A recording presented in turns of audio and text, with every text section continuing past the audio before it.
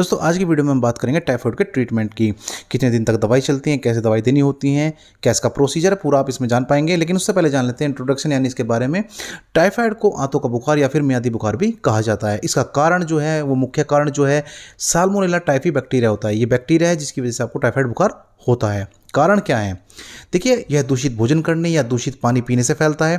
यदि कोई टाइफाइड से पीड़ित व्यक्ति किसी दूसरे व्यक्ति के संपर्क में आता है तो भी यह रोग आपको हो सकता है। बात कर लेते हैं सिम्टम यानी लक्षण की। आपको थकान हो सकती है, तेज बुखार हो सकता है, उतरता चढ़ता बुखार हो सकता है, जैसे सुबह हुआ शाम को उतर गया, शाम को बुखार चढ़ा सुबह उतर गया, तो ऐसे चलता रह सकता है। भूख में कमी हो जाती है आपकी, पेट में दर्द हो जाता है क्योंकि देखिए आंतों का बुखार है, आंतों में इन्फेक्शन हो जाता है तो पेट में दर्द बना रहता है। उल्टी का मन हो जाता है या फिर उल्टी लग जाती है, प्लेटलेट कम हो सकती हैं। तो ये सारे लक्षण थे। अब बात कर लेते हैं डायग्नोसिस यानी फिर इसकी जांच कैसे की जाती है। देखिए, विडाल टेस्ट टाइफाइड की जांच होती है। इसमें विडाल टेस्ट कराया जाता है टाइफाइड की जांच के लिए। आप देख पा रहे होंगे स्क्रीन पर विडाल टेस्ट के नीचे साल्मोनेला टाइफी OHAH लिखे हुए हैं। फिर इसके आगे रेशियो दिए हैं 1:20, 1:40, 1:80, 1:160, 1:320। अब इनके नीचे आप देखेंगे प्लस या माइनस के निशान है, इन्हें पॉजिटिव या निगेटिव कहा जाता है। 1:20, 1:40 पर अगर पॉजिटिव आ भी रहा है या निगेटिव आ रहा है, इससे कोई फर्क नहीं पड़ता, आपको टाइफाइड नहीं है, चाहे प्लस आ रहा है या नहीं आ रहा है। आप देख पा रहे होंगे 1:20, 1:40 पर प्लस के निशान है यानी पॉजिटिव निशान है, तो यहाँ पर फिर भी आपको पॉजिटिव नहीं माना जाता है। विडाल टेस्ट नेगेटिव दिखाते हैं। ज़्यादातर कंडीशन में पॉजिटिव आ जाते हैं तो इसमें नहीं लेते हैं। हम बात करते हैं हमेशा 1:80 से शुरू करते हैं। हम 1:80 पर आप देख पा रहे होंगे दो निशान यहाँ पर पॉजिटिव हैं, तो इसका मतलब है कि आप टाइफाइड से पीड़ित हैं, आपको टाइफाइड बुखार है या टाइफाइड से आप इन्फेक्टेड हैं। 1:160 पर आपको देखने को मिलता है यहाँ पर एक पॉजिटिव है, एक पॉइंट, इसका मतलब है थोड़ा आप ज़्यादा इन्फेक्टेड हैं। और अगर 1:320 पर यहाँ पर तो निगेटिव दिखा रहा है, लेकिन अगर 1:320 पर पॉजिटिव आ जाता है तो उसका मतलब है कि आप बहुत ज़्यादा इन्फेक्टेड हैं। यहाँ पर आपको इंजेक्शन भी लगाने पड़ सकते हैं या बोतल भी चढ़ानी पड़ सकती है। तो अब जान लेते हैं ट्रीटमेंट के बारे में। तो यहाँ पर सिस्टमैटिक ट्रीटमेंट दिया जाता है। जैसे कि अगर बात करें नंबर 1 पर, अगर आपको बुखार हो जाता है तब आप कालपोल 500 mg में देते हैं। यहाँ पर एडल्ट की बात चल रही है। अगर बच्चों के बारे में आप जानना चाहते हैं तो आप मुझे मैसेज कर सकते हैं, मैं आपको डोज बता दूंगा। कालपोल 500 mg आप दे सकते हैं, सुबह शाम दे सकते हैं, जरूरत पड़ने पर सुबह दोपहर शाम भी दी जा सकती है।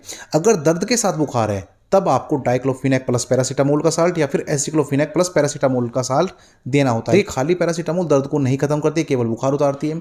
अगर कंडीशन मैंने आपको बताई कि दर्द के साथ बुखार है तब आपको डाइक्लोपेरा या फिर एसिक्लोपेरा लेनी होती है। नंबर 2 पर कैटेगरी आती है कि अगर आपको गैस या एसिडिटी की समस्या है तब आप पेंटोपराजोल या फिर रेविपराजोल कैप्सूल ले सकते हैं। हालांकि रेनिटिडीन भी इस्तेमाल किया जाता है, ओमिप्राजोल भी किया जाता है, लेकिन वो इतने कारगर नहीं होते। बेस्ट होते हैं पेंटोपराजोल या फिर रेविपराजोल। अब बात कर लेते हैं तीसरी कैटेगरी। अगर आपको वोमिटिंग यानी उल्टी की समस्या है तो आप ओंडेनसेट्रोन या फिर मेटोक्लोप्रोमाइड टैबलेट के रूप में ले सकते हैं। ये भी ज़रूरत के अनुसार आप सुबह शाम ले सकते हैं या फिर दिन में एक बार ले सकते हैं। बात करते हैं जो मेन कैटेगरी आती है एंटीबायोटिक की। देखिए, ये बैक्टीरियल इन्फेक्शन है तो यहाँ पर एंटीबायोटिक ज़बरदस्त काम करते हैं। ये वायरल इन्फेक्शन नहीं है तो एंटीबायोटिक का इस्तेमाल हमें करना होता है। आप सेफोडोक्साइम ले सकते हैं या फिर सिफेक्सिम प्लस ओफ्लोक्सासिन ले सकते हैं, जो कि जिफियो के नाम से आराम से मिल जाती है आपको। सिफ्रोफ्लोक्सासिन ले सकते हैं 500 mg में, ये टैबलेट है। लेकिन अगर सीवियर कंडीशन है तब आप इंजेक्शन भी लगा सकते हैं, जैसे कि सेफ्ट्रिएक्सोन प्लस सेल्बेक्टम है या फिर सेफोटैक्साम है या फिर सेफ्ट्रिएक्सोन प्लस टैजोबैक्टम है। ये इंजेक्शन आप इस्तेमाल कर सकते हैं। अब पांचवी कैटेगरी जो आती है, जो मेन कैटेगरी है, अगर आपकी प्लेटलेट डाउन हो जाए तब आप क्या करें।